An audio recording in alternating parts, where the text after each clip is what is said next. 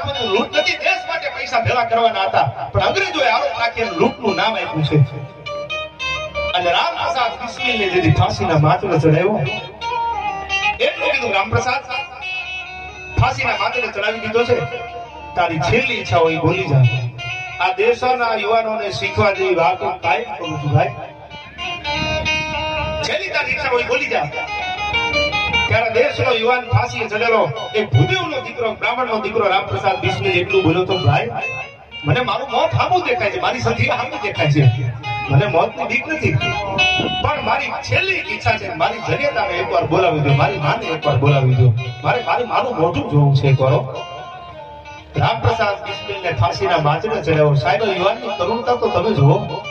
સાહેબ ભારતમાં હું પરબતભાઈ તમને એટલું કહું છું એક રાજકારણી તરીકે કે તમે અહીંથી ચૂંટાઈ જાઓ કદાચ અને જીતી જાઓ, એવી અમે ભગવાનને પ્રાર્થના કદાચ કરી હાલો, પણ મને એક વાતનું દુઃખ છે, સાંભળી લીધો, જાહેરમાં રેકોર્ડિંગ થાય છે, કહું છું કે આ મારા ગુજરાતનો, મારા હિન્દુસ્તાનનો ખેડૂત રાજથી નાકા વાળે મજૂરી કરે અને અનાજ પકવે એના ભાવ બીજા કરે છે. તમારી સરકારને મારા હજારો વંદન છે, હું રાજકારણ કરવા આવ્યો નથી. મારા ગુજરાતનો ખેડૂત, મારો હિન્દુસ્તાનનો જય જવાન અને જય કિસાન, આ બે લોગા જેને આપ્યા છે લાલ બહાદુર શાસ્ત્રી. એથી આગળ તમને વાત કરું કે સાહેબ આ દેશનો યુવાન, આ દેશનો ખેડૂત મહેનત કરે, મજૂરી કરે, પરિશ્રમ પાડે અને એના અનાજના કપાસના ભાવ બીજા કરે છે, સરકારને ખબર નથી પડતી. અને સાહેબ આઈપીએલ માં મેચ રમવા વાળાને સિક્સ મારે અને કરોડો રૂપિયા આપે છે, ક્યાં સરકારની ડાયટ ખોવાઈ ગઈ? અરે દુનિયાના ડાયા બધી ડાબરની વાતો કોણે કીધી? વેદનો ભણેલો જેને શિવ રીઝવા એને જાનકીને કેમ હરી લીધી? એટલો બધો વેદને જાણવા વાળો રાવણ હતો ને તો જાનકીનું અપહરણ શું કામ કર્યું? વેદનો ભણેલો જેને શિવ રીઝવા એને જાનકીને કેમ હરી લીધી? દુનિયાના ડાયા બધી ડાબરની વાતો કોણે કીધી?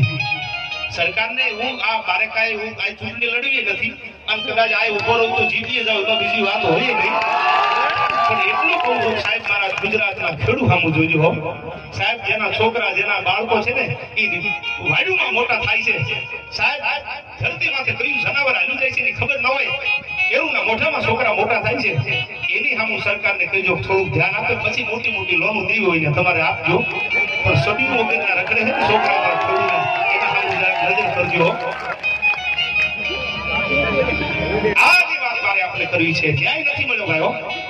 સાહેબ આઈપીએલ માં મેચ રમવા વાળાને કરોડો રૂપિયા દેવામાં આવે છે અને સરહદની માથે મારો યુવાન જેથી હિન્દુસ્તાનનો કામ આવી જાય ને એને ખાલી 5 લાખનો ચેક 6 મહિને દેવામાં આવે છે ભાઈ. આ દેશની કરુણતા તો તમે જુઓ. પણ નરેન્દ્ર મોદી જેવો વડાપ્રધાન, ભારતને એમાં ગુજરાતનું ગૌરવ છે ભાઈ, ગુજરાતનું ગૌરવ છે. અને આપણી બહુ જૂની પરબતભાઈ કહેવત છે, કાનો વેલો થડે જાય.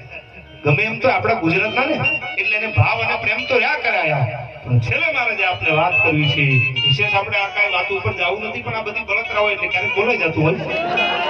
ખેડૂત ગરીબ છે એટલે, કારણ કે ખેડૂતના દીકરાને 4 વ્હીલ ફેરવવાનો વેચ છે જ નહીં, તમે નક્કી કરી લીધું. એટલા બધા ભાવ વધારા દઈ દીધા છે એટલે થોડુંક સરકાર ખેડૂત સામે બીક માંડે, કારણ કે ગરીબ કો મત સતાના વો રો દેગા અને ઉસકા હબીબ જો સુન લેગા તો તેરા જડ મુડસે ખોપેગા. આ બધા યુવાનોને કહું છું, તમે બજારમાં નીકળો ને ગાડી લઈને, બાઇક લઈને, કોઈક રેકડી વાળો આડો ઉતરે ને તેની સામે બાંધતા નહીં. કદાચ એને તમને સાઈડ દેવામાં મોડું થઈ જાય, 2-5 મિનિટ ઉભા રહી જાજો, એની યાર બાંધતા નહીં, ઉતાવળ ન કરતા. શું કામ? એ ગરીબ છે હો, ગરીબ કો મત સતાના. ગરીબ માણસ શું કરીએ કે તમે બાંધવા માંડો તો? એ ગરીબ માણસ 2 હાથ જોડી અને ઓલાને ભલામણ કરે, હવે તું લાજ રાખજે બાપ, ગરીબ કો મત સતાના વો રો દેગા. એ રોવા માંડી જાય, આહુડા પાડી દે, અરે ઉસકા હબીબ જો સુન લેગા તો તેરા જડ મુડ સે ખો દેગા. ગરીબ કો મત સતાના વો રો દેગા. ગરીબને કોઈ દી હક આપતા નહીં. પણ મારે જે વાત કરવી છે, રામપ્રસાદ બિસ્મિલ, ભૂદેવનો દીકરો, બ્રાહ્મણનો દીકરો, ફાંસીના માંચડે ચડેલો, છેલ્લી જનેતાને બોલાવવાની વાત કરી. મારી માનું મોઢું એકવાર મને દેખાડી દો. જનેતા ધીરા ધીરા ધીરા ધીરા ધીરા ધીરા ધીરા ડગલા દેતી દેતી હાલી આવે છે.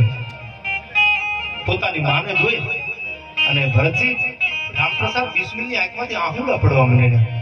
એટલે કોઈ કીધું કે મોતની બીક લાગી ગઈ તને? રામપ્રસાદ બહુ તો વડાઈની વાતો કરતો હતો, હિન્દુસ્તાનને લાખ લાખે આઝાદ કરી લેવો છે. આ ફાંસીના માંચડા સામે મોતની બીક લાગી ગઈ, આંખમાંથી આંસુડાની ધારું થવા માંડી. તેથી આ દેશનો યુવાન મોતની સામે હાલવા વાળો ભૂદેવનો, બ્રાહ્મણનો દીકરો રામપ્રસાદ એટલું બોલ્યો તો સાંભળજો કે મને મોતની બીક નથી લાગી તો કે મને મોતની બીક હોત ને તો હું આયા મરવા નીકળું ને દેશ માટે, પણ મારી માને જોઉં ને તો મને એમ થાય છે કે હવે દુનિયામાં મને આવી માં નહીં મળે, મને આવી માં દુનિયામાં નહીં મળે, એનો અફસોસ છે.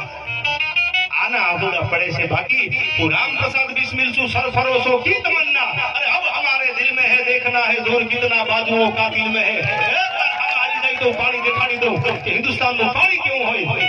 सरफरोशों की तमन्ना अब हमारे दिल में है, अरे देखना है जोर कितना बाजुओं का दिल में है.